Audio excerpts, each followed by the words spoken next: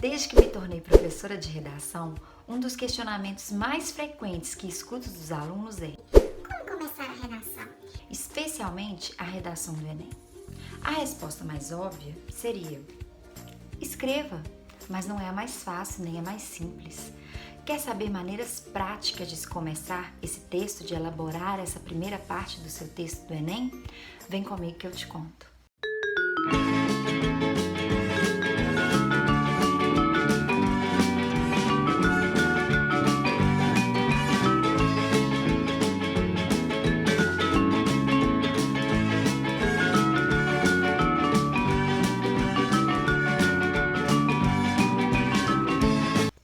Em primeiro lugar, é preciso ter em mente 3 pontos centrais da introdução: contextualização, tese e antecipação dos argumentos. Hoje eu vou ensinar para vocês 3 maneiras simples de se fazer essa contextualização, que é a ação de estabelecer um contexto, a tese, que é o momento que você vai trazer o seu posicionamento, vai demonstrar, apresentar o seu posicionamento, e a antecipação dos argumentos, que é uma forma fácil e prática de organizar o seu projeto textual. Existem 3 maneiras práticas de se fazer essa contextualização. A primeira delas seria por retomada à frase tema. No ano passado, por exemplo, a frase tema era a democratização do acesso ao cinema no Brasil. Pensando em uma contextualização por retomada a essa frase, eu poderia usar algumas palavras na íntegra dessa frase ou poderia parafrasear com minhas próprias palavras aquela situação problema. Então, poderíamos construir 2 períodos do tipo: a democratização do acesso ao cinema no Brasil é um problema bastante atual. Aqui eu estou fazendo uma contextualização por atualidade. Estou demonstrando que aquele tema tem uma relevância atual, que ele está sendo discutido, que ele está em evidência. Bem, uma outra possibilidade, não usando tanto na íntegra a frase tema, e sim parafraseando, seria: o acesso ao cinema no Brasil não é algo democratizado. Isso levanta algumas questões, enfim, você poderia partir aí para a sua argumentação. Outra maneira prática de se fazer essa contextualização seria por conceituação ou definição de algum termo.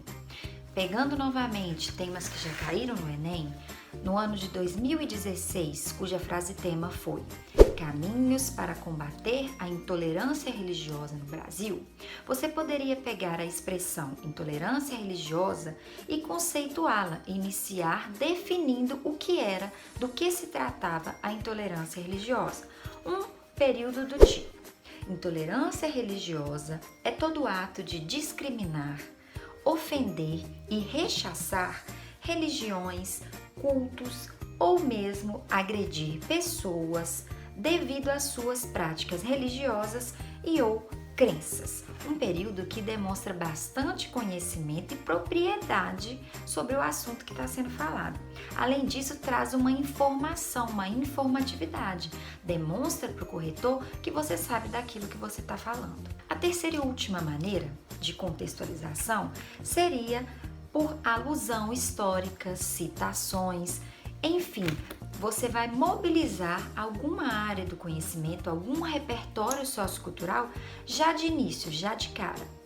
Essa tem sido a maneira mais recorrente nos textos de candidatos que tiraram a nota máxima no Enem. É a queridinha dos alunos. E realmente é uma maneira muito eficaz de se começar, uma vez que dá bastante credibilidade e legitimidade ao argumento que você está criando.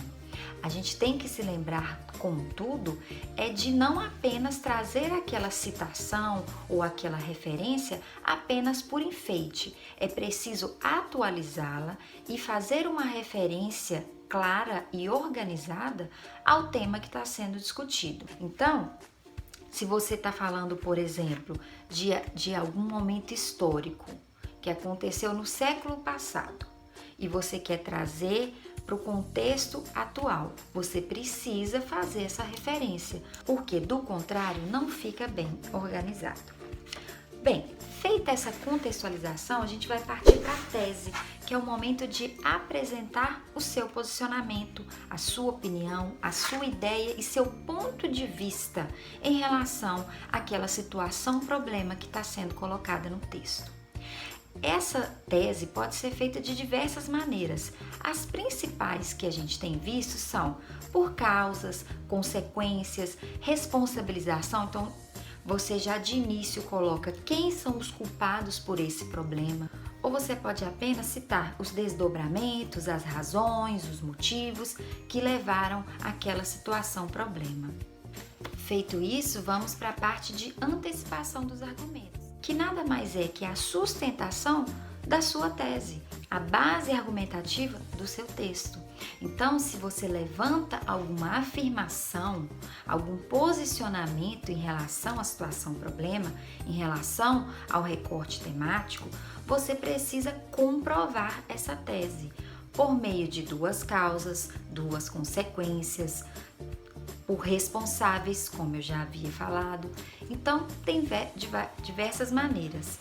No próximo vídeo eu vou ensinar melhor como fazer essa tese. Acompanhem, comentem, compartilhem com seus amigos e comentem aqui novos temas, novos assuntos que vocês querem que eu grave vídeos para vocês, tá bom? Espero que tenham gostado. Um beijo e muito obrigada. Vem, Milzão!